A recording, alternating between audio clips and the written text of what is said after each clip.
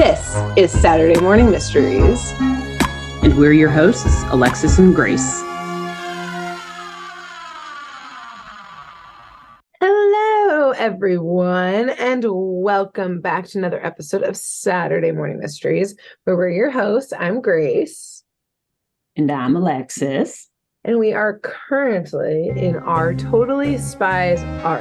And usually, if you've followed our show before, we usually do 8 episodes of a show and call them our little arcs. But this year, because of how math works, we're doing 10 Totally Spies episodes. So this is not our last Totally Spies sewed. For this arc, we're going to do 2 more, and then we're going to launch right into spooky season, which is why we're going to fill those 2 weeks between September and spooky season with more Totally Spies, because we're already here. We're already in this universe. So, and it's a good segue because, like, pretty much all the villains we've covered so far are pretty spooky in this show. That's true. Some like real life spooky. Yeah. Ones, especially mainly. Like last week, we were in practically a horror house. Yeah, exactly. A house of horrors with the freaking penguin villain. Yep. So. And this week, you'll take us on another journey to maybe a house of horrors, maybe to a sociopath behind it. Time will tell. But, you know. Yeah. I'm here. I am time. To learn. You are time. We're still in our matching outfits. I just had to say it again. 2 weeks in a row. I mean, should we just keep doing this? Should we do this again? Do you have a gray t-shirt you want to wear next week, maybe? Don't tell the people listening what we're wearing. Sorry, they have to come watch. I didn't. We're not wearing gray t-shirts for those who are listening, so you still don't know what we're wearing. You have to follow us on YouTube. Check it out. Hit like, subscribe while you're at it. And and tell a friend. The more likes and subscribers these videos get, we'll start matching like all the time. Then if that's what the crowd wants, then like we have a few matching shirts, I'm sure, other than the ones that we've got on right now. Yeah, a matching demo that we're appealing to. Great. Yeah, cool. We'll sell out immediately. Let's do it. We have no souls. We're not committed to our cause whatsoever. Everyone and everything our cause is our demo. Dressing differently. So with that, I will pass it to you, Alexis, to take us on a totally wild, totally violent, totally spy-filled episode. Yes, on our third to last episode. Nice, not our last, but our third to last episode. Yep. So this is actually this episode today is from season 5 of Totally Spies, and it's episode 3 called Evil Professor. And so I want to just real quick, just logistically speaking, a bit of background before we jump into the actual mystery / espionage of today. This episode came out in 2010. Dang, so I've never seen the recent seasons. Me neither, right? So I think that I probably stopped watching it like around maybe 2007 or so, maybe like season 2-ish or 3. Because at this point, like we were about to graduate from high school. Yeah. Like Totally Spies was not on my radar anymore. Same. So this is the first I had watched them. I remember reading somewhere that in the later seasons of the show, the writers actually put the girls in college, our 3 main characters. So they're no longer in high school. This is one of those seasons. And I will say, I think, just kind of as a little fun fact, I think that this will be the newest episode of any show that we've ever covered on this podcast. Right, 2010. 2010, I was like doing the math in my head, which again, as we've established, we're not good at. But to my knowledge, though, like I don't think we've done anything that recent. So yeah, just kind of a fun fact there. Not that it has anything to do with the story, but yeah, I was like, we usually do classic cartoons, and this is still a classic cartoon, but a much more recent episode. Because even like of the What's New Scooby-Doo episodes and stuff, those came out in the early 2000s. I did that one musical Scooby-Doo episode. Oh, that's right. I forgot. I blanked it out of my memory because I hate musical TV episodes so much. No, But I think so that I would still count this though, because Scooby-Doo has so many iterations that this is the same iteration. Yeah, true. Good point. Okay, so maybe it's our second. I'll give it to you. Most recent, but still. Anyway, so like I said, I wasn't still watching the show at this point in its run, so it was pretty funny to see the girls in college for the first time and like how the writers tried to maintain like the same vibes from the previous seasons where they're in high school. They did, actually. Okay. And it's funny that you said that, because I even put a note in my script that says, seems like they did a decent job. It's like I knew you would ask about that. Yeah, because I'm like, should our next episodes be from the college days, or did they suck? Yeah, I mean, it's okay. It's a little different, but okay. I mean, it's pretty much the same exact formula. Got it. And so, yeah, let's jump into that, actually. And well, I guess one last, go ahead. I was just gonna say, it's probably because like whatever like break came between like season 4 and season 5, like all of a sudden everyone was like, was that fly cockroach man hitting on a 15-year-old girl? That's not appropriate. So they were like, let's be in college. So they're all 20. Good. They're all like at least 18 or they're 19 all legal now. It's still weird, but it's not illegal. So yeah. So that's maybe why. Yeah. So, okay. Before I forgot there's one last thing I got to say before I actually get into today's episode, just to kind of like set the stage, since it is a whole new environment. And this is, I think, the third episode of season 5. So there are a couple things that happen in the first 2 episodes that kind of tie into what happens in this one. It's almost like a story arc in a way this season, at least from the couple of episodes from it that I've watched. So in episode 1 of season 5, we do see the girls graduate from high school. And I think, I haven't watched this episode, I just kind of read about it, but I think that at one point they either were undecided on where they wanted to go to school, or all 3 of them were thinking of going to different schools. But somehow in the end, Jerry rigs it, or like kind of jimmies the system so that they can all go surveillance state. He's got a lot of power, okay? Works it out so that all 3 of them can go to the same college called Malibu University, aka Mally U. And the way he does it, though, is it's like after the typical deadline of when you register for courses. So they're all kind of like rushed in and everything, and have to like sign up for classes late and don't really have living accommodations together. So in episode 2, we realize that 2 of the girls are roomed together, but one of them is roomed separately. And so there's this whole like thing about them trying to figure out how to get to the same like room or whatever. And they end up at the end of the episode, Jerry gifts the girls with this dope ass penthouse room in their dorm building. Oh my God, of course. Because as it happens, the villain in that episode ended up being Sam's roommate. So they were like, okay, it's a whole thing. That episode I did watch. So it's like, oh, okay, that's interesting, whatever. And so once they get rid of that villain, Jerry's like, okay, yeah, let's just keep you girls together. We'll figure something out. Again, he rigs the system so that they can all have this nice apartment, which, by the way, they didn't ask for this penthouse. It just so happened Jerry was like, it's easier when you're all together, and like, we can't trust these roommates here. Obviously, any one of them could be a villain. Another villain. So let's not do that again. So all of that background behind us, let's jump into officially today's mystery and thriller, whatever. So the episode in our cold opening begins at a literally quote unquote high-tech fortress facility at 11:17 p.m. And, you know, this facility, it's what you would think, just kind of like big block building with gates around it and kind of like mountainside surrounding it, since it's somewhere in like central to Southern California. And we just see like overlooking the facility from a distance, like from these rolling hills or like one of these mountains, like a cat-suited burglar who is a self-declared, because he's kind of like talking to himself, he's a self-declared spy reject. Oh God. Okay. This is already off to this person has lost it. This person is not doing well. No, they are not. The second you said they're talking to themselves, bad. Spy reject, double bad. They're like hyping themselves up as they're getting ready to attempt to break into this high-tech fortress facility. So, as you could guess, the man does not get far, however, as he is quickly spotted by armed guards just after crossing the facility's fence or gates or whatever, and before reaching an access point into this facility. So he quickly aborts his mission and makes a break for it. And now, back at Mally U, after the credits roll and everything. Oh, one last thing I've got to say, too. The opening music for the episode for the season, it's different. It's the music, but none of the lyrics. So it's just an instrumental with like pictures going across the screen. Yeah. Okay. So I was kind of bummed that they took that out, but the music is still cool. Anyway, I guess whatever. Whatever. Maybe flagging though. They lost the rights to the lyrics by that point. They're like, all right, we're gonna cut those. Yeah.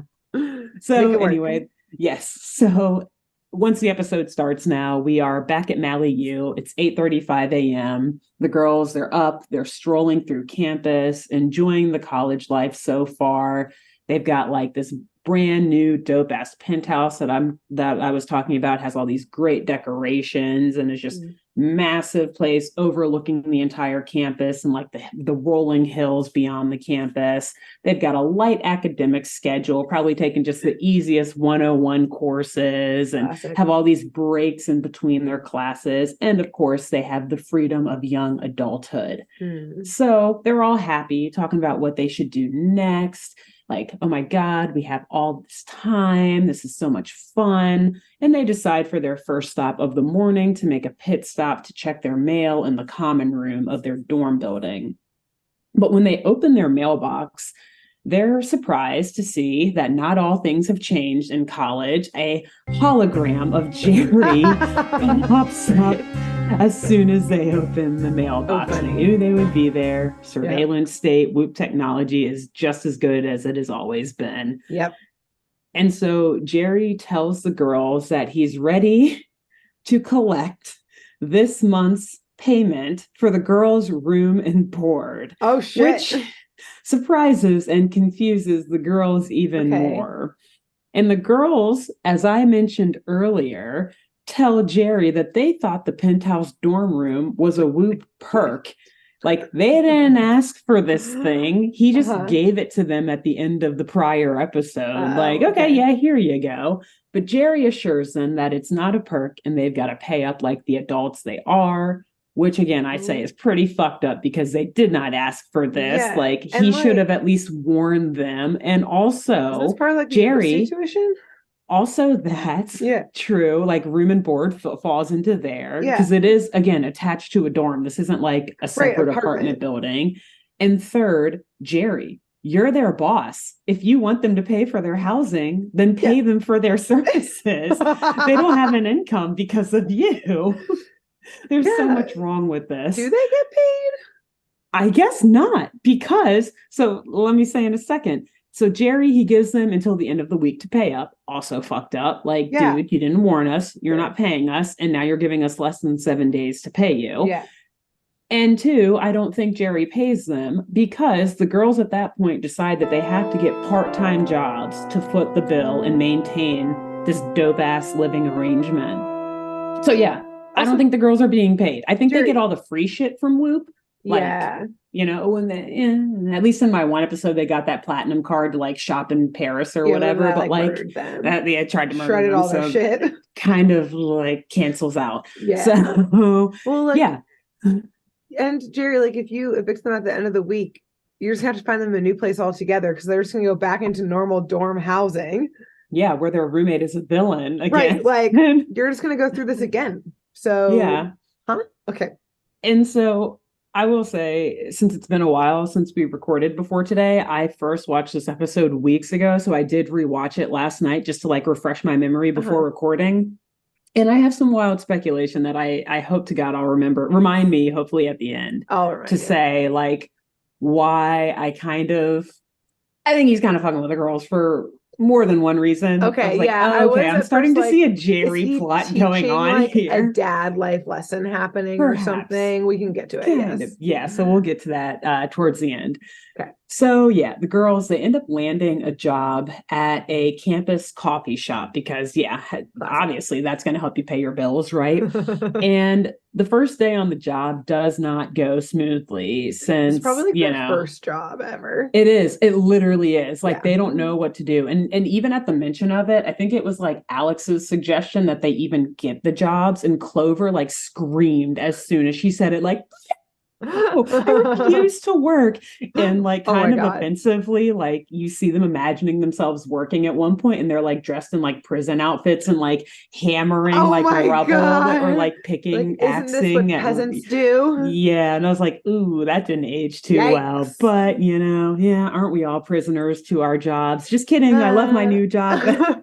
you still haven't started at the time of this recording. But that I will be well into by So, the time yes. that this is published. So anyway, and so in addition to, the struggles of learning the ropes of this fast-paced coffee business, campus coffee business, and like, really only knowing how to like spy and create chaos and Oh violence, no. Okay. the girls are struggling. The girls are struggling. But the struggles get even worse while working behind these counters at the coffee shop, the girls hear a customer in the shop with Oh the no. unfortunate, They horrifying. They hear before they see. You already know. Got it. The horrifying, and yes, we did say this is a horror show, or this is a good way to segue into October. Should be like her Nails music on a before she comes. chalkboard. Yes. That familiar, horrifying voice that they thought they had left behind in high school, their arch nemesis, Mandy. And Mandy asks what the girls are doing at the coffee shop in her typical shrill voice when she sees them working behind the counter. And Alex is like, well, what the heck are you doing here? Like, we thought you were supposed to be at some fancy ski school in Aspen that apparently she was planning on attending for college. And then Alex also tells her that the girls all decided to transfer to Mally U so that they could stay BFFs, aka continue their spy work together. But before Mandy can say anything else, they then hear an almost equally, perhaps even more terrible sounding voice, but this one with a Southern twang. What? That says, she like totally changed her mind when she found out she could hang with yours truly. And yours truly happens to be someone who we briefly mentioned earlier on. I had a Freudian slip earlier on in our arc. Like Mindy, but I don't know who Mandy's, this is. exactly. Mandy's equally as mean and annoying Southern cousin, Mindy. Oh my God. Who is just like Mandy, but she is blonde and tan rather than dark haired. Yes. And so at this point, the girls pretty much like literally their knees just give out and they all just collapse behind the counter and decide to it's over. They're done. They're pissed off already. They decide to just leave for the day so that they don't have to on their first day of work. Girls, is not how work works. It is for them so that they don't have to deal with the trauma of taking orders and looking at Mandy and Mindy. So naturally, the guy who's training them, who is like this really like very nice looking, kind of geeky, like blonde haired, appears to be their fellow student, like nerdy looking guy named Virgil. He's wearing like almost a like 70s ice cream shop type of outfit, like the pink striped, button down shirt with an apron over it. And he has like a curly Q and like the hat and everything and his hair. Yeah. And he's just like, what, you guys are leaving? Like you literally just started. And they're like, yeah, well, like we don't want to overexert ourselves on our first day. So bye, we'll be back later. As if. And it's even funnier because like he just hired 3 people and he was the 4th. That's like a whole shift. Like that's a whole shift of workers. So now he's like the only one working. So they all just left and he's like freaking out. Correct. Anyway, so yeah, these girls, they're not working girls. Yes. They're not working gals. They're not working gals. Only espionage gals. So the girls, they're back outside and they're like just venting about the horrors of again attending school with Mandy and the additional horror of having to deal with a second one, an even more annoying one who has a Southern accent. And Sam is like, man, I wish we could, fill up our free time with some spying and some like whoop stuff to get our minds off of all this campus chaos. It's so stressful. I would love to do something relaxing, like, I don't know, stop an international terrorist, some stress-free activity. Exactly. So shortly after that, while Sam and Clover are like sitting on a bench venting, Alex sees on a like a board or whatever that's sitting near this park where they're at on campus that has a sign-up sheet for a course conveniently called Espionage 101. Oh God. Okay. And she's like, oh my God, guys, this will be an easy A. It'll take our minds off of the horrors of Mandy and Mindy. We should totally just like take this course, right? And they're like, fuck yeah, let's do it. Like, we're all going to ace this. We're already spies. So they show up to the class the next day, a little bit after 11. And the class, oddly enough, it's like not on campus, and it's in this literal cave on the beach somewhere in Malibu, like okay, literally a cave. Don't go to random unknown location. No. Okay. Also, second step of espionage, if you're going to take a class, like you don't just like pull a little rip tear thingy sheet off of a board. You process. Like, log it. You talk to your counselor. You have to like, anyway, whatever. Also, the fact though that this is they just left in the middle of the day of their first job, and like Jerry connected them and like signed them up for classes. I don't think they know that. Yeah, I don't think so either. I think they literally think you just take a piece of paper and show up and it's yours now. That's how this works, right? Yeah. We don't know anything about adulting.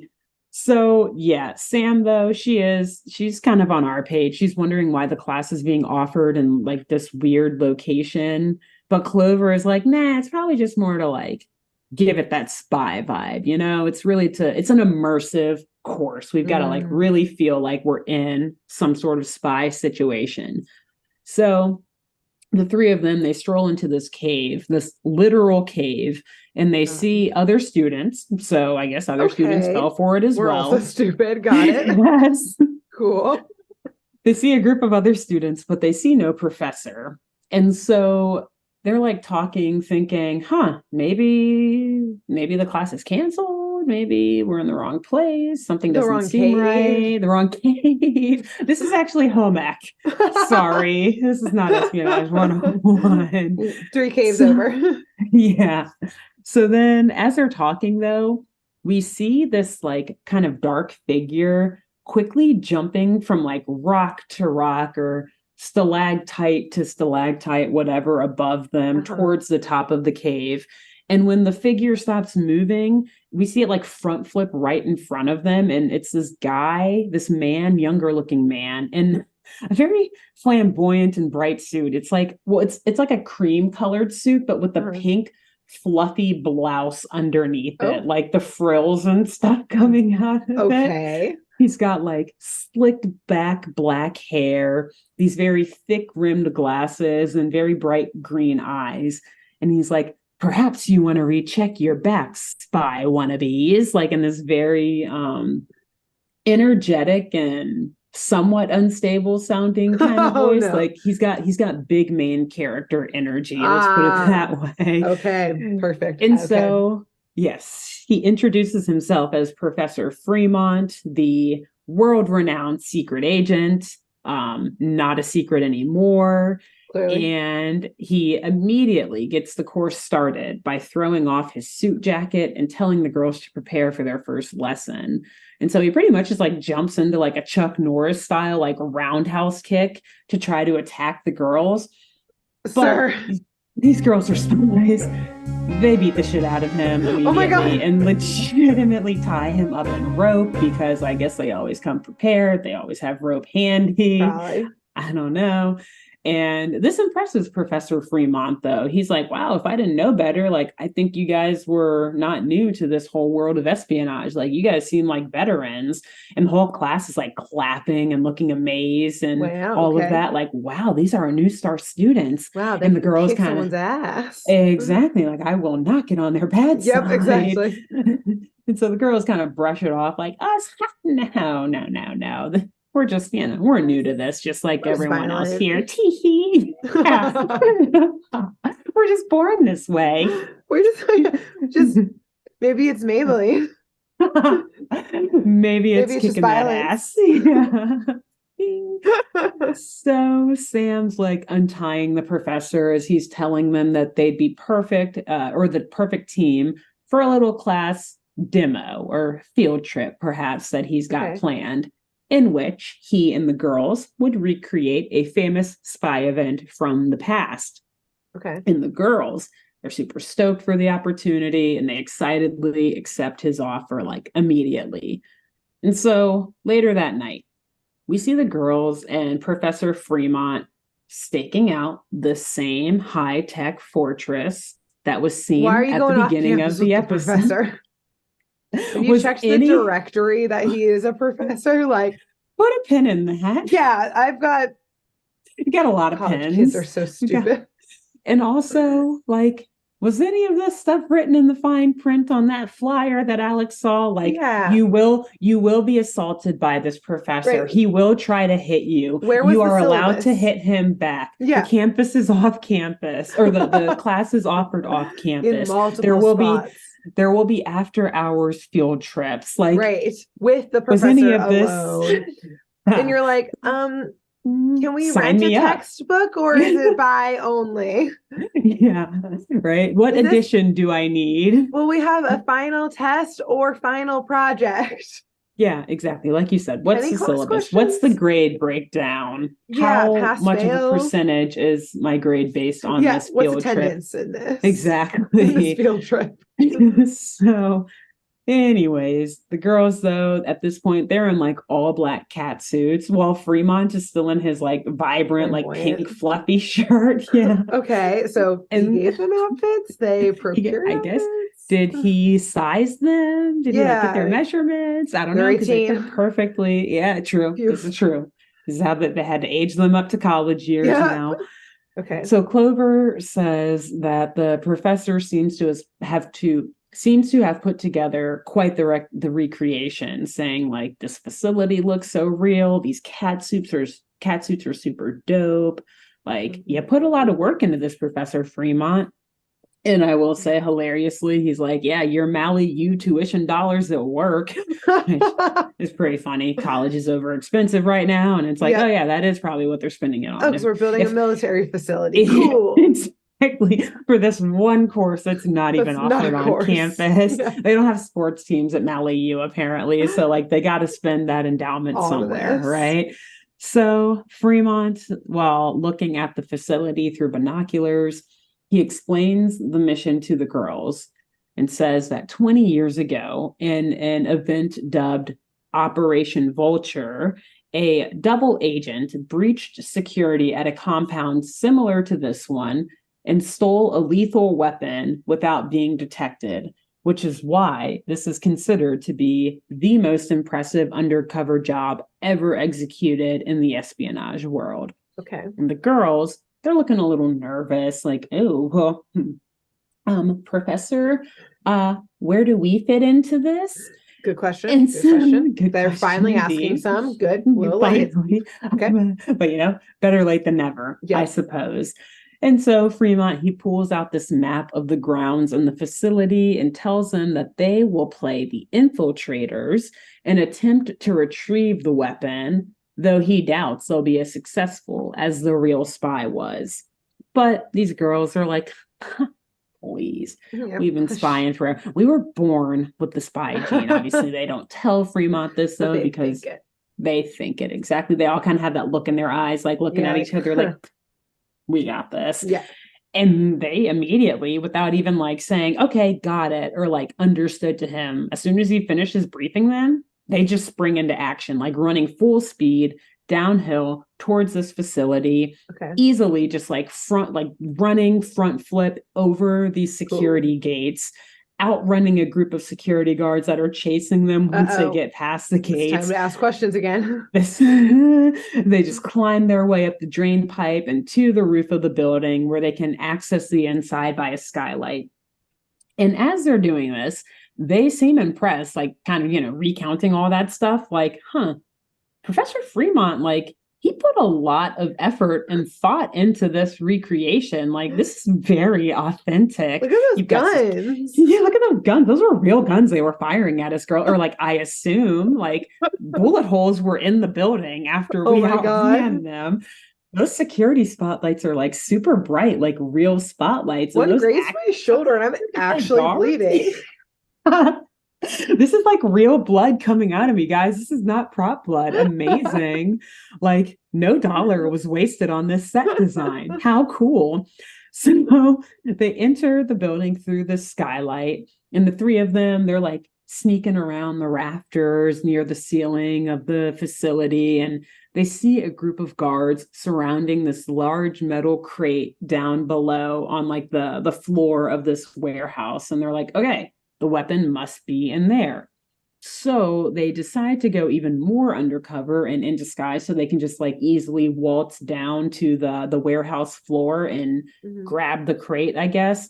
And Clover, she whips out her Whoop like compact computer, like getting ready to like command it, I guess, to like, I don't know, hologram a new outfit on her. I don't fucking know. But Sam, I don't know what she's going to do with it, but Sam stops her either way, saying like, no, we can't actually use that because Professor Fremont's watching and we can't give up the fact that we're actually spies with a little late actual for that also, spy equipment. Okay. Kind of. Yeah.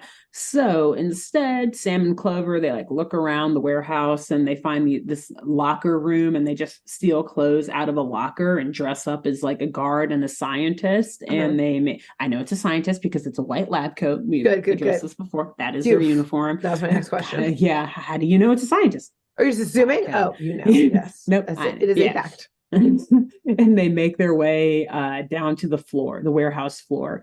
And so Alex, though, she stays upstairs and she finds like this pulley system in the facility that, you know, can hover over the crate and like get it when the girls are ready to like make their exit. So she's still hiding out up there. But when Sam and Clover get down to like the guards in the crate, and they're just like, hi guys. And the guards are looking at them super sus. Like, what the fuck are you guys like 18-year-old girls? That so guard your daughter to way work too day? Big for you. Yeah, the lab coat's like swimming. Like drowning in it. And but it's okay because it's not Sam and Clover who give the game away. It's actually Alex who is like trying to figure out how to use this remote pulley system and like lowers it way too soon and like gives away that this shit is being heisted like right now. And so Sam and Clover just like spring into action and beat up all these guards. Like, okay, get the fuck out of here! Like, we got to get this shit out. Okay. And they grab the hook of the pulley, attach it to the crate, and Alex pulls them up and just like swings it out of this warehouse / facility. And then Alex jumps on the crate with them, and you know they're able to like unleash it or release it, whatever, right over a truck. And then they just break into this truck. Oh my God. Drive it right out of this facility, literally driving through the fence, like busting the truck through the fence, totally destroying it. Girls, and delivering the package to Professor Fremont. That you had to bring the package back to him like that. Like you could have been like, okay, tap, we got it. Yeah, exactly. Like you're in costume. So I guess where'd you go? But I guess at this point also like the security alarms are going. Like they know there's been a break-in, so they're like, all right, we might as well just bust the fuck out of here as we would if this really was the situation we were in. Yeah. So anyway, the next morning at, it's like almost 8:00 or whatever again in the morning. And the girls are hanging out in their penthouse, I guess, before class. And Clover, hilariously, I just had to throw this in here. She's working out, aka torturing herself on a rowing machine. Yeah. How bad is she doing? I got chills seeing it. It's pretty bad. It's it's all back and shoulders and no legs. No, girl. Like, girl, you're gonna throw your back out. Anyway, you're not gonna be able to spy no more. Nope. No more hopping over fences and beating up guards for you. Nope, I can't do that. Those herniated discs. I don't think so. But I used to be able to. Long time ago.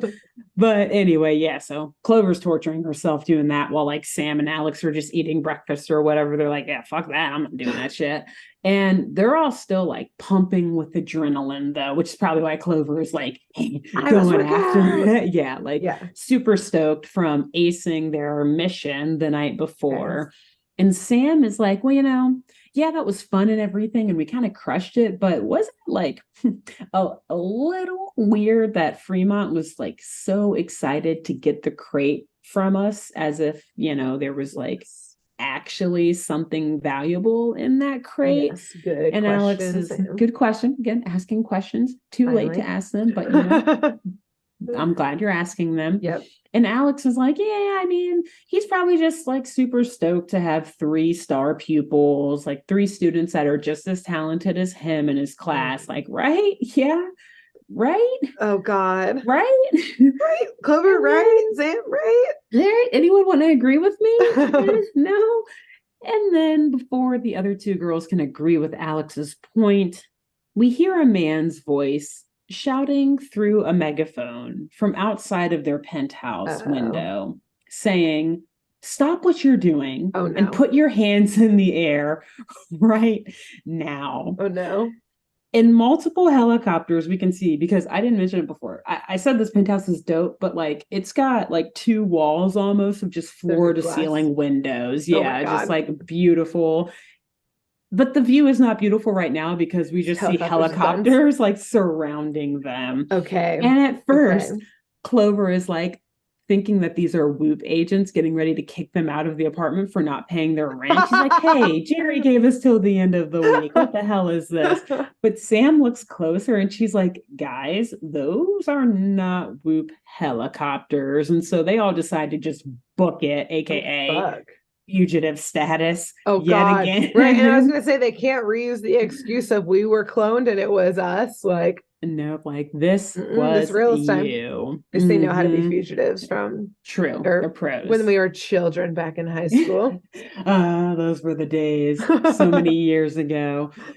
But unfortunately, this time, like the last time they were fugitives, they don't get away, because as soon as they open the penthouse door, they're stopped by an older suited white man. He's got like white hair and a gray beard and glasses on. And he introduces himself as Mr. Franklin, the Dean of Students, or I guess Dean Franklin then. Okay.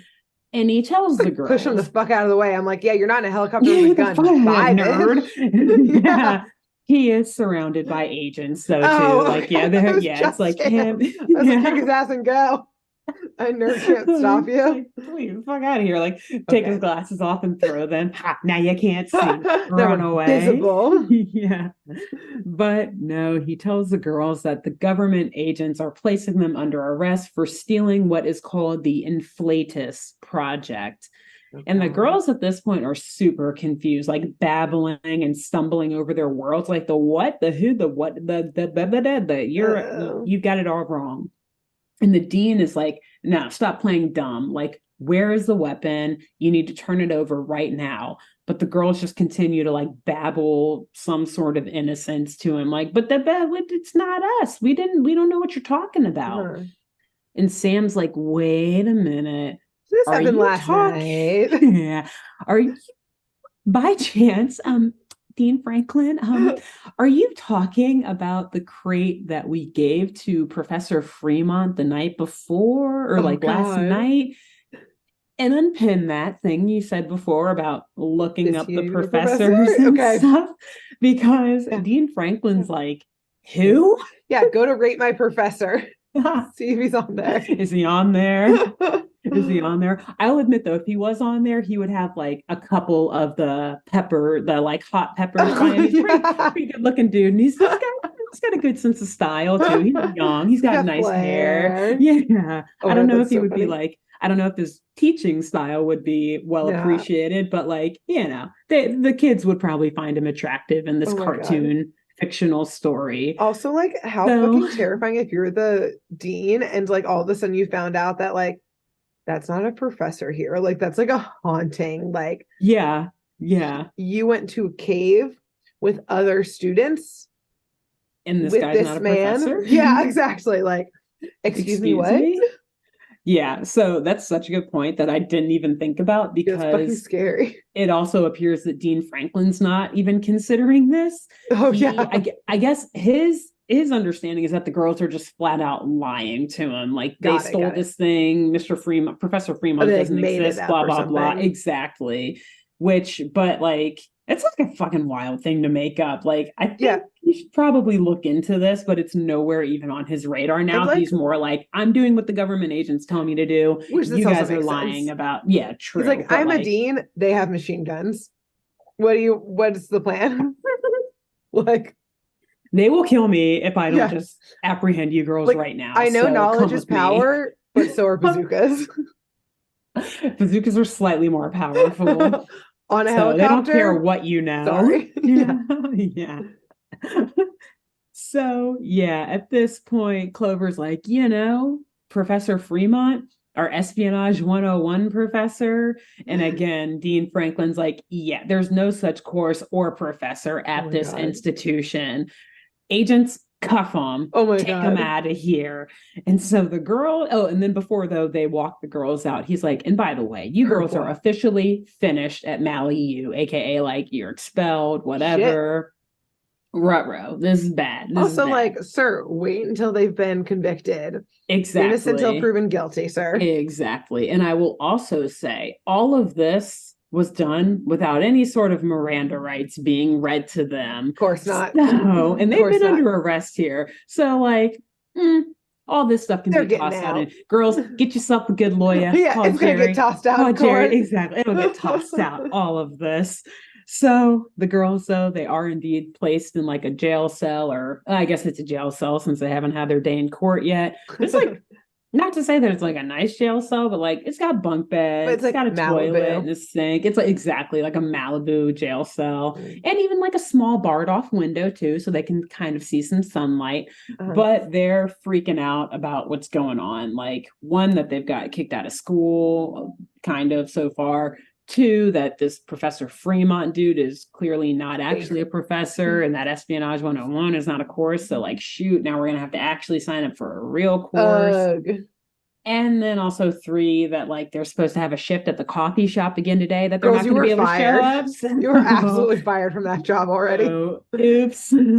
Anyway, so they're like, yeah, well, we really haven't done anything wrong.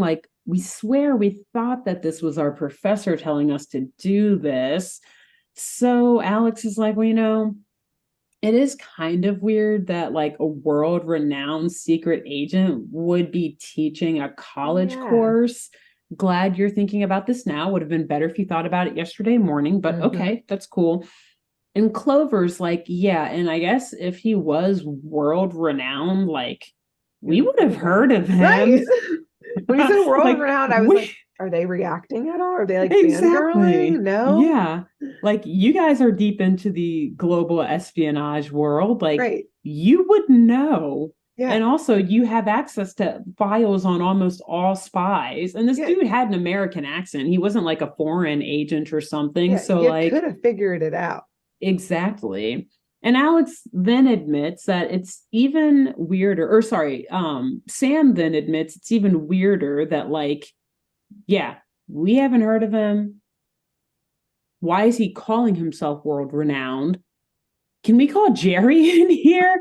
So I guess, by the way, get your one phone call. Yeah, there was no pat down for these prisoners, I guess. Were they the compacts? They have their compacts still. Exactly. They're lax. They're not used to crime over there. So or it's random Baywatch type shit, right? So, exactly. Yeah.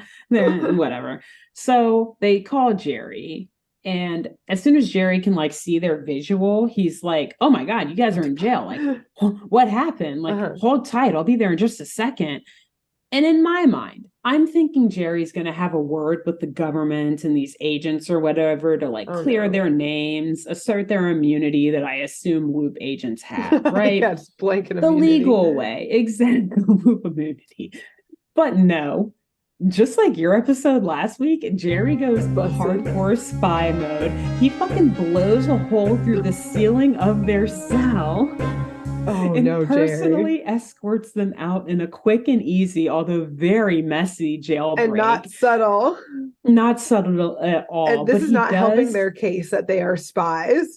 No, not at all. Somehow no one sees this. I don't know who. I don't know if there are no guards or anything. Yeah, who's on shift? Who's outside their cell? Apparently no one. Okay. But he does drop down another compact thing that then projects all three of the girls' holograms into the cells, I guess, to keep the guards from being too suspicious. Does it hologram a new ceiling? No. I was gonna say, don't mind the gaping hole and rubble in the cell. He does somehow it's like a circle that he blows into it, and somehow he like puts the circle back into the ceiling. But like, sir, the cracks are still there. The excess rubble is like still on the ground, and the holograms are like flickering and just like sitting in the same spot. So like, if a guard came by to ask them like, hey, do you need anything, or just like check on them? Yeah, like they're all just gonna be sitting there, like eyes looking in the same, like frozen, just like, but also kind of glitching. I don't know, whatever. Maybe they also like took out the guards too for the time being. Honestly, probably. What were those like chloroform gloves from your episode? Exactly. Jerry just like shoot, shoot, shoot. Real quick. Climbed up into like the AC, the HVAC or whatever, and did all that shit. Yeah. Probably.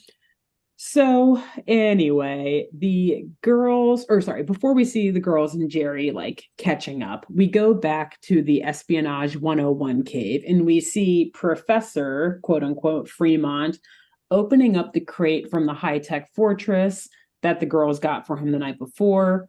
And he looks like super pleased with this new acquisition. And he's looking at it and he's like, finally, the tool to help me carry out my revenge. And we don't get a good look at it yet, but we see exactly this guy's got revenge, as do all of the Totally Spies villains. So he starts typing some codes into this keyboard that's like attached to the weapon/crate package thing. And he decides to run this weapon for a test, which results in the earth like just starting to rumble viciously underneath and around him, almost just like an earthquake, like a pretty high magnitude earthquake. And so the girls, they're back with Jerry in his office at Whoop, explaining the whole story of the past like 12 to like 24 hours with him, trying to figure out what the hell is going on. Like telling him about like, yeah, it was Espionage 101. It was Professor Fremont, this world-renowned spy. And not gonna lie, Jerry is looking at these girls like they're total fucking idiots. He's just like, like you walked into that trap. Really? Like, oh my God, you guys have not learned anything. He's like, I'm gonna put you back in jail. But also kind of like studying them as they're walking through everything. Like Sam runs over to a computer and like opens up the database and looks this guy up, looks up Professor Fremont, and she's like, yeah, turns out this guy has been kicked out of every spy agency, or not even kicked out, rejected from every spy agency in the world. Like he tried out or applied, whatever, for all of them. And also turns out, so one, he's not a world-renowned spy. And it turns out that this Inflatus project that he had us steal is actually a top secret weapon that has been designed with the capacity to expand literally any object of any mass to hundreds of times its natural size.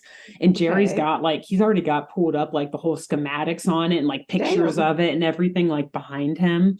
Put a pin in that. It adds to my wild speculation. Oh, Jerry. And yes, Sam then asks what Fremont would want with such a weapon. And Clover's like, well, he probably wants to inflate his seriously sagging ego because he kept saying, she's got it. She's roasting him. She's burning him. She knows he thinks he's a world-renowned spy. He couldn't get into any spy academy, even if he tried. And he did try. Multiple times and multiply failed. So just as they're saying this, they feel the ground shaking underneath them, and they feel that earthquake type thing that Fremont just set off. But Jerry, he immediately pulls up a grid of what he calls terrestrial sensors. I guess that Whoop has planted all over the world. Surveillance state. Who's funding Whoop, by the way, too? I always wonder. Jerry's got to be like a multi-billionaire. Yeah, true. I guess they're all over the world. And so what he learns from this grid of sensors is that the Earth has actually, no big deal, but just expanded 2% in size. Bad. Very bad. No, very bad.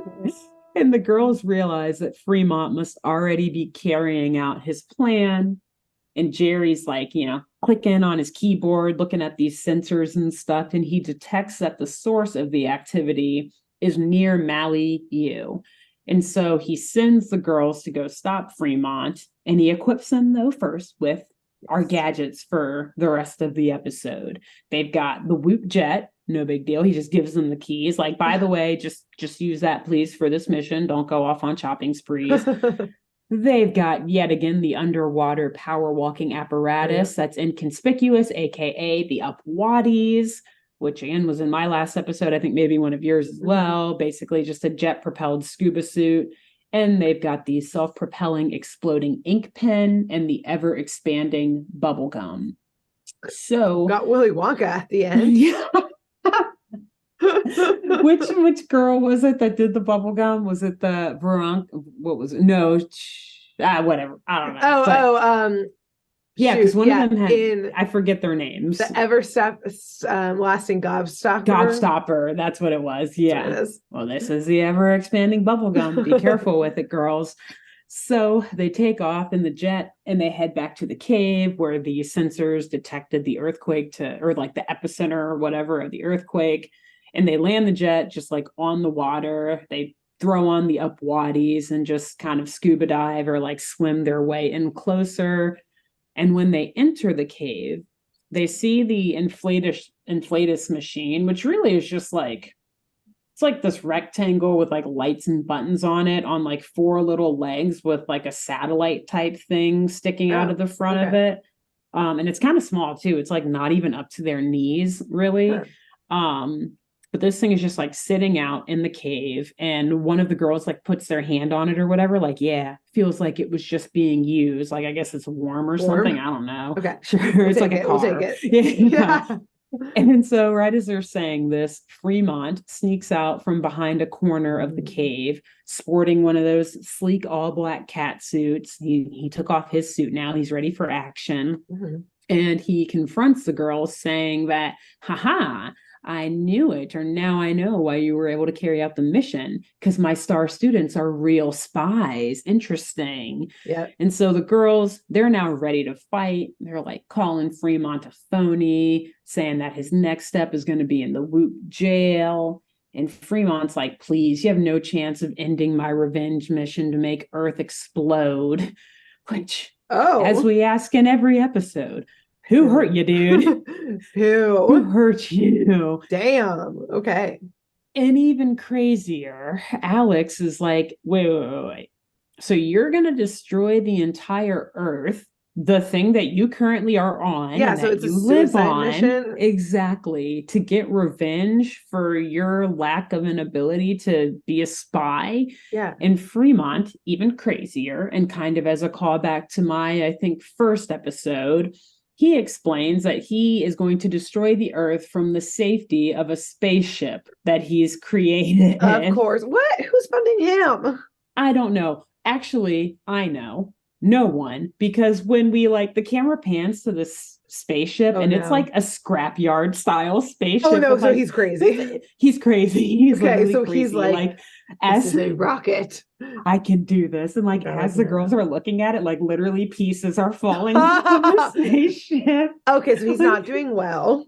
No, he's not. Mentally. The first thing I would say to him is, oh, you seem like you are doing, you seem like a stable and healthy, mentally healthy and sound individual. Yeah. And you're like, yes. Grab this inflatus and we're going to be on our way. You weren't rejected from all those spy agencies after the psych test. Yes, definitely not. It was the physical test that got you only, right?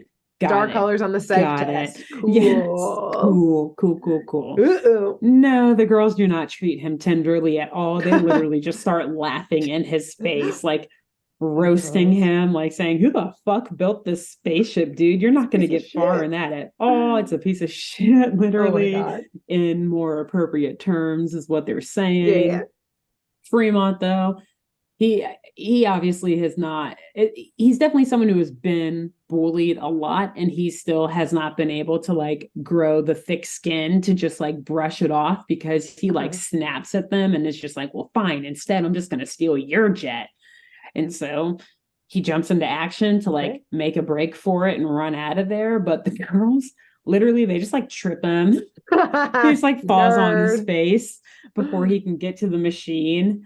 But in a clever move, he then just like picks up sand off the ground and like throws it right in the girl's eyes, which gives him a chance to crawl away, grab a gun that's attached to the inflated machine. I don't know.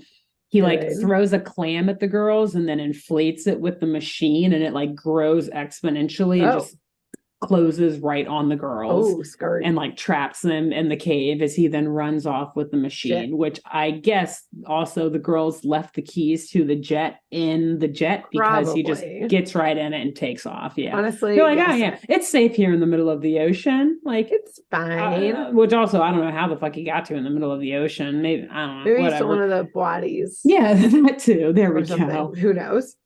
And so Alex and Sam, their heads are like facing out of the clam, but Clover got somehow caught in it the other way where her head is in the clam and like her legs are hanging out of it. And so Sam like is like finagling in her pockets and like hands Clover a piece of none other than the ever expanding bubble gum. It's going to come in handy here. And so Clover chews it and she starts blowing a bubble that just keeps growing bigger and bigger until it just forces the clam to open up so they can get out. So it didn't take them long. They run out of the cave. They chase down Fremont using their jetpacks because he's already taken off. But he sees the girls behind him and decides to further execute his plan / just like kick this plan into high gear. Like, all right, we're going all out now. And he somehow in like the 5 to 10 minutes or whatever that he had to do so before the girls got out of the cave, he somehow attached the inflatus machine to the bottom of this jet, this whoop jet. And he began and like also attached it to the inner controls of the jet because from the inside of the jet, he just starts shooting this inflatus machine at everything that's beneath him. Like he's flying over forests, over mountains, over cities and everything. And we just see like trees growing exponentially. And the girls are like running into the trees and like having to dodge the trees and like mountains just start like rising even further out of the ground and everything. And in the city, like the buildings are growing. He's like shooting this thing at cars. And eventually from just like shooting it everywhere, we see a legit volcano just like spur out of the ground in downtown, what I assume is like Malibu or I don't know, like Santa Monica, one of those cities down there, something. And the more that we see this stuff, like all just like, you know, growing exponentially, stuff just starts like falling apart. The streets are buckling. Lava starts shooting out of the volcano and like rocks of like fiery ash and fiery rocks start like flying out of the volcano. Like, where is the blowing things up now? Like there are clearly definitely bases in California. Right. When you were describing it originally, actually, because it's south of LA, I was like, oh, Camp Pendleton, got it. Like there are so many, but like, where are they now? This is very obvious that this is where your lost weapon is. Yeah, exactly. And to their knowledge, the girls are still in holograms. I was gonna say the girls are like still in jail. What are they doing? Like yelling at holograms while this is all happening outside? It's like good cop, bad cop. Someone's like, "You will tell me where it is." And everyone's like trying to strangle the hologram. Exactly. And the other one's like pulling him back before he touches it. It's cool, dude. It's cool. And the girls are just like stone cold looking at them. They like have a 5-minute break outside. They're the hardest criminals I've ever fucking had to interrogate. Don't let these teenage girls ruin your career. Don't do it. And the girls, you like see them through the double glass. The girls are still just like staring forward. Look at them, Simmons. They're know. They know. So this shit, like mayhem, absolute chaos is erupting in the city. Like I said, these fiery rocks flying out of this new formed volcano or this newly exposed volcano, literally blowing shit up in the city streets. Like cars are exploding, things are catching on fire. People are absolutely dead. Are like, absolutely, not only because like shit's falling on them, but like they're on fire. Whatever, lava's like rushing into the city. The girls are like dodging these flaming rocks on their jetpacks. It's like a super intense scene. But eventually Alex gets an idea, only probably too bad. We can, like you said, we can only assume the casualties have already occurred. So it took her a little too long to figure this out. But she's like, okay, here, we'll use this, like pulls out the self-propelling exploding ink pen, which essentially it's just a pen that like shoots ink out of it, like when you press a button. And she's like, okay, I can use this, but she can't figure out how to use hers. And like the ink just explodes on her face. Sam. And this was Alex, actually. Oh, sorry. Alex. And so Sam then is like, okay, sweetie, you stay back. She like flies up to the jet and like to the inflatus machine underneath the jet and shoots the ink directly at the like sensor or whatever that is on this machine, which does briefly cause it to malfunction, and it kind of slows Fremont down a little bit. But he is apparently a very good pilot, and he's able to like move the jet around a bit to like shake off the ink and then continue his plot to destroy the world. So then they're like, okay, shoot, got to think of a different plan. Yeah, that didn't really work. People they like look down. People are still dying. We got to kick this into high gear. How you doing? No, you good? No. Oh, look, there's someone who's alive. Oh, nope, they're dead. Oh, nope. Whoops. Guys, let's go higher in the jetpack so we can't see the casualties. Yeah. Let's just get out of here. We've said it once, we've said it a million times. We're not the body recovery team. Yeah. One human. We need to protect one human, and then we live up to our name. Done. So Sam, though, she hatches a pretty good plan to bait Professor, I shouldn't even call him Professor, Fremont towards them. So they fly over to a donut shop that classically has a sign over top of it with just like a large donut type sculpture attached to it. And they're like there waving Fremont down, like, haha, we're over here. Can you get us? Can you get us? Like, come at me, bro. And Fremont, he falls for the bait. He flies the jet towards the girls and this donut sculpture. And he starts to shoot the inflatus machine right at this donut, or at the girls who are standing right underneath this giant donut. But right as they see the laser from this thing fire off, the girls take off in their jetpacks just before this ray hits the donut, causing it to grow exponentially. Fremont is still flying towards it because it was flying towards them to hit them. And he ends up flying right into the hole of the donut, getting the jet stuck, and then being not able to fly around and use this thing anymore. And that's like really it for him. Like the Whoop agents quickly swoop in and arrest him while Jerry just like congratulates them. Like we don't see any sort of interrogation or whatever. They just like take him right off. Okay, interesting. And that's it for Fremont. Wow. Okay. So, the girls, like, they're back talking to Jerry and stuff, like, kind of do some damage control and everything. And they kindly, it's the least they can do, offer to return the Inflatus project to the high-tech fortress. Yeah, I think you don't have a choice. You kind of don't. And their reason, too, is like, well, we just got kicked out of school. So I guess, like, now we've got all the time in the world to go and, like, return this thing. And Jerry tells them that he's already smoothed things over with the dean, which we can only wildly speculate means that he either A, tortured the dean, or B, erased his memory and hypnotized him into reinstating the girls into the school and their dorm accommodations. I think the first, because then like they'll always get whatever Jerry wants. Exactly. Like he won't have to go through the last minute class sign up again. He'll just like send a goon and be like, Jerry said they have to take these classes. Okay, they're in. Okay, done. They're in. Yep, please, like the dean doesn't even like look at them. He's just like, they're in. Please don't. Please don't hurt me again. Please don't torture me again. I don't want to be waterboarded again. Was tortured. Yeah.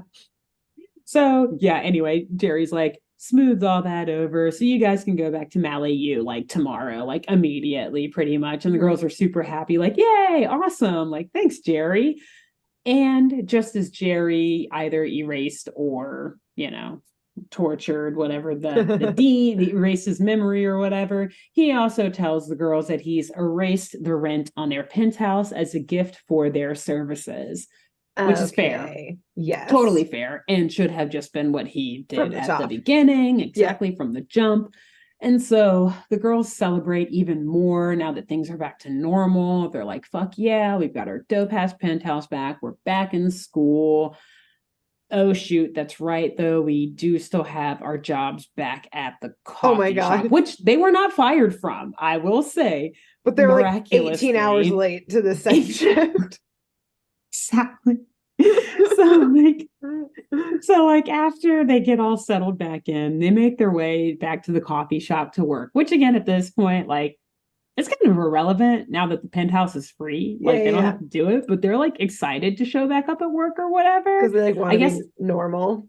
I guess, yeah, that. And I think they kind of have a soft spot for Virgil. Like, they do keep saying throughout the episode, like, oh, Virgil's so nice. Like, almost like, oh, he's our cute little geeky friend. Like, yeah, we can't let him down. Nice. Like, we didn't deserve to like treat him that way. Like, we did kind of throw him under the bus. Yeah.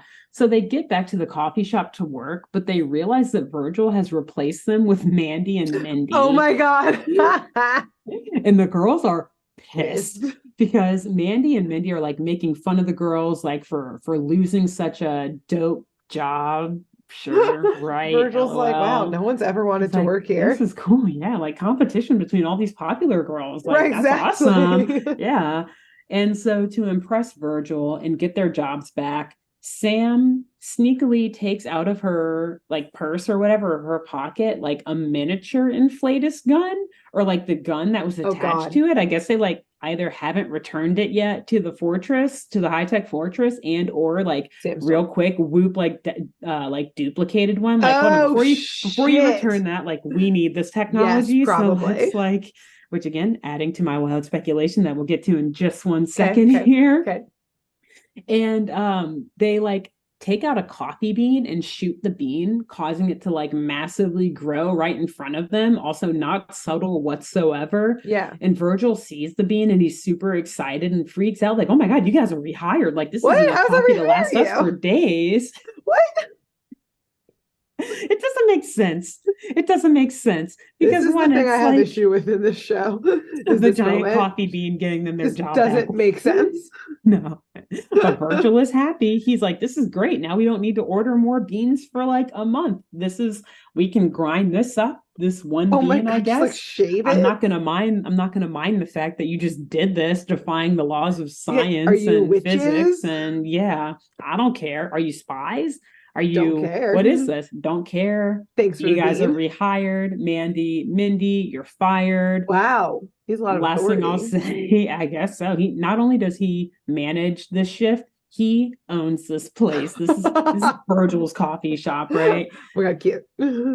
And the last thing I'll say, because the girls, they love violence. So rather than just letting Mandy and Mindy leave, go on their own way at the embarrassment of the girls. Exactly. Take the high road. No. They go oh so low, or at least Clover does.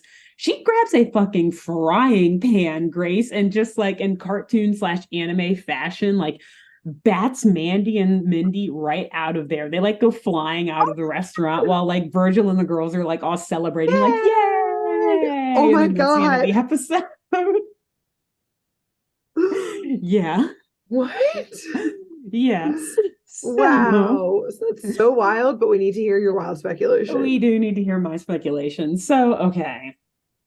I think all of this just seemed like a convoluted plot. Like Jerry was like 30 steps ahead of all of them. And it's making me think about this show totally different, wherein Jerry knew that the Inflatus project existed, and he's like, damn, Whoop needs to get their hands on this. But like, he also knew that there was a plot coming up to like possibly steal it. So he was just punking them the entire time by saying like, Jerry's good at this. He's been in espionage for a while, so he can play the long con. So he was like, ooh, I know exactly how to get on the girls' nerves and get them into this fake class that's being offered at Mally U. I'm going to give them this dope-ass penthouse apartment. I'm going to trick them, though, and say, oh, just kidding. You guys actually got to pay for it, which is going to force them to get a part-time job somewhere on campus. He knows the campus. Whoop. Espionage 101 / or not even that, because that's like the class, but like surveillance state 101 will say, like, he's got the whole schematics of this campus. He knows where the girls frequent. He knows where like the hot jobs or like the easy jobs for them to get on campus are. So he's like, they're most likely going to apply to one of these 3 places for the job that they're going to need to get after I scare them into thinking they need to pay rent. Once he figures out where they go, because he obviously has trackers on them at all times, he's like, okay, they're going with the coffee shop. Cool. He then makes exactly. But before he does that, he's like, okay, I also see that Mandy, their arch nemesis, is in school. Ooh, but she has an even more annoying Jerry cousin, enrolled them. Mindy. Exactly. Jerry shut down that Aspen University. Get them there. And he's like, ooh, they will go here with the girls. I'll make sure that I put like an ad or like a coupon for a free coffee that must be redeemed at the exact hour that the girls are working their shift at this coffee store. Mandy and Mindy are going to go over there. They'll see the girls. The stress of starting this job and seeing Mandy, and Mindy is going to spin the girls out of control. They're going to have to leave. This is where they like going to vent about things on campus. You see Jerry like right before they get there, like staple the espionage 101. It's like one of his goons who's dressed up like as a bush, staples it and then goes back to standing like a bush to make sure when he sees them take it. Like, see his eyes like popping out. Call to Jerry like they took the bait. They take the bait, they look at it. Jerry's like, very good, very good. Now they're in this espionage 101 class. All the other students that were in it were actually just Whoop agents dressed as students. Like the Steve Buscemi, hello, fellow youth. Yeah. Wow, they're such good spies. Like goading them into like taking the mission with Professor Fremont and everything. Like, yeah, you guys should do it. You guys should so totally cool. do it. Knowing that all of this would unravel, 2 birds with 1 stone. They got Fremont out of there. They got the inflatus technology. That's why Jerry was like, oh, hold on, you don't have to return that just yet. We'll do it. Exactly. That's why Jerry was like studying them as they were like going through all this stuff in his office, because he was like, are they onto it? How are they doing? Good, like monitoring their progress. They're going to move forward with this. He already had the schematics for the inflatus like up on the board behind him before they even got like when they got to his office. I'm like, why does he just have that on file? Like, what the hell? I was like, Jerry, did you do this on purpose? And then because at the end to just be like, okay, just kidding, like your rent is actually free. It's like, well, what changed, Jerry? Like they were going to save the world, one way or another, because they were still doing missions for you. You didn't like fire them when they went to college. So yeah, I'm pretty sure that Jerry just orchestrated this entire thing to make sure that Whoop could get their hands on this super secret high-tech fortress facilities technology, while also getting this Professor Fremont, this Fremont character out there who probably was getting into trouble in the past and stuff. He had a pretty long rap sheet and file from like getting kicked out of agencies and stuff like that. Add on speculation as to how I think they decided that Fremont was their guy. Is that like, someone who's like applied to a million like spy agencies, like everyone's gonna have a file on him to be like, all right, this person's desperate, like we usually need to be worried. It's like how like serial killers will become friends with cops, or like they got rejected from being a cop and then go crazy and all that shit. So like that type of vibe. It's like, there's a whole list of people. And so when Jerry like was like, okay, they moved this weapon to this facility. It's near Malibu. Like, how do we get it? How do we make it happen? It's going to move again. It's going to be out of my grasp. Let's check in on who we could pin this on. Who could we pin this on? And so they're scrolling through the list and they're like, Fremont, someone give me the update on Fremont, who was in a cave building a rocket ship. Yeah. And they had someone go for no reason, acting like it's the same Bush agent from before, but he's a stalagmite this time, just in the cave being like, wow, are you a spy? I bet you could steal this weapon. Wow, I heard you're a professor. You're a professor now. Like Fremont is absolutely like a paranoid schizophrenic. Like, doesn't mean that they are bad, but like he is not doing well with his mental health. He is bad. And so he does not see doctors. And so then when people showed up after Jerry put the flyer, he was like, yes, I am a professor. Exactly. Again, the long con. All of this so that Whoop could steal this super secret technology. Yep. This is a privately owned company that came up with this thing. They were not willing to sell their secrets to the government or any government adjacent agencies. So Jerry's like, fine, we'll do it the hard way. Sorry that some of your guards are going to have to die in the process. I'm going to have these teenage girls kill some of your guards. Also, sorry that I'm absolutely going to let this like unstable human being lay his hands on it. We might kill a couple thousand people, but LA is pretty crowded already. Yeah. Malibu's getting overrun. Exactly. We're actually helping. At one point they do say, I think that they like reversed all of the overgrown stuff. I don't know. I guess you can just like kick the inflatus into reverse or something and it can shrink stuff. Usually all good inventors know to put a reverse button on their inventions. Obviously. Yeah, I mean you can't bring back the dead, but at least you can shrink the mountains again and like the buildings. The core of the earth, which as soon as you said that, I was like, that would fuck up our like magnetic, like our like magnetic sphere. That would fuck up our gravity with the moon. Like that would fuck up our it would end the world. It would literally end the world. Yes. Like exactly. Even the stuff in Malibu and all that wouldn't have even happened. Like as soon as you just start doing that, it's like, okay, we're done. The whole world's fucked. Like the core applies to everything, not just Malibu. Right. Like and that's California. Also probably why too, like Fremont again in his like unstableness was just like, okay, yeah, I'll take your jet then. Like that jet can't go to space, but he didn't fucking care. Slash the fact, like when you were saying he was firing it at the donut, I was like, but he's firing it at them, which if they became huge, they could just smack his plane out and like be even stronger. Awesome. Like so, monster fight. Yeah, he's just truly like in his own world that Jerry helped create for him. Yeah. Jerry doesn't care about casualties, is what I'm also he's going taking back to away. the Whoop jail. It's no. Yeah. He's going right back to the Whoop jail. He's gonna get that memory swipe. Exactly. And they know how to do it. Him again when they need something else. Yes, they're gonna put him back in a cave. Yeah. Yeah, this is not his first time stealing something. This is like Jerry's go-to pawn to use to execute shit. Yeah. He's like so easily moldable. Yes. Wow. So, incredible. Yeah, so ever since I thought about that, I was like, I'm kind of looking back on all these episodes now. What if they were all just Jerry's convoluted plots to like get his hands on technology and or to like lock up people that like but for Jerry's own like orchestrating and action, these villains wouldn't be like as bad as they are unless Jerry pushed them. Exactly. Yeah. Again, like Fremont was just happily potentially building a rocket in a cave, harming no one. It was like one of the ones you order in the mail or like through a magazine or whatever. Just like a little kid having fun in his cave by himself. And then that stalactite spy started whispering sweet nothings into his ears at night.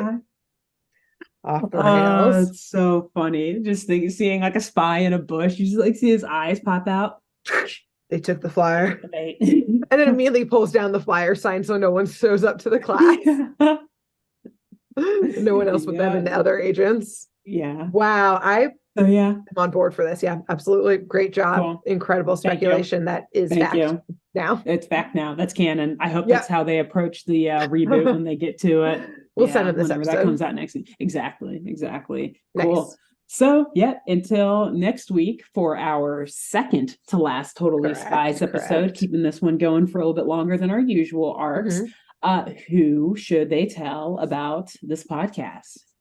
I think that y'all should tell college professor. Have we done that already? I don't think so. I think we've done teacher, but you should tell a professor. I think we've done teacher, but not a professor. Tell a professor about this episode. And then who else? You guys should tell a prison guard about, or a jail guard, whomever, about this episode. They've got nothing better to do. They could listen to it anyway. There's just holograms in there anyways, so whatever. Cut to also at the end of this episode, the jail. Simmons is like having a mental breakdown. I can't get them to crack. They won't crack, but I'm cracking. I'm cracking. You got, and like Peters is like shaking him, like Simmons, snap out of it, slaps him. You have to do it for Becky. Get it, Peters? Don't you get it, Peters? There is no Becky. She won't take me back if I don't get an answer out of these. I said, one more job and then I'll retire. And she said, only if you crack the case. Only if I crack the case. Like I couldn't crack the case of her father's murder. You see, then cut to Jerry in his office, like, oh shit, I forgot to get the hologram thing back from the jail. And then he's like, the battery's probably dead. It's fine. They probably already figured out it's a hologram anyway. He like woke up in bed and said that. And was like, oh, it's fine. And then like tucked back into bed. Oh man. Wow. Can Simmons and Peters be like side characters for us now? We gotta do a side project with these two. This would be a great buddy cop sort of. Yes, they're falling apart. Yeah. Their lives, all because of Jerry and the Totally Spies. Unsurprised, frankly. Yep. Yeah. Cool. Wow. Cool. Well, anyway. Great. Well, we'll see y'all next week. Till next week. Bye. Bye. Thanks for tuning in to Saturday Morning Mysteries. If you enjoyed this episode, please share, rate, review, leave us a like, and drop a comment. We post episodes every Saturday and bonus tune tangents whenever we feel like it. So please subscribe so you don't miss the shenanigans.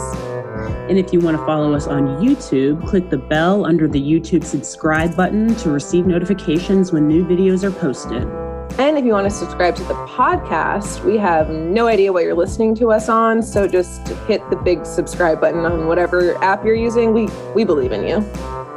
Give us a follow on Twitter and Instagram at SatmornMist, all the abreves, and let us know if you have any episode or show requests by emailing SaturdayMorningMysteries@gmail.com.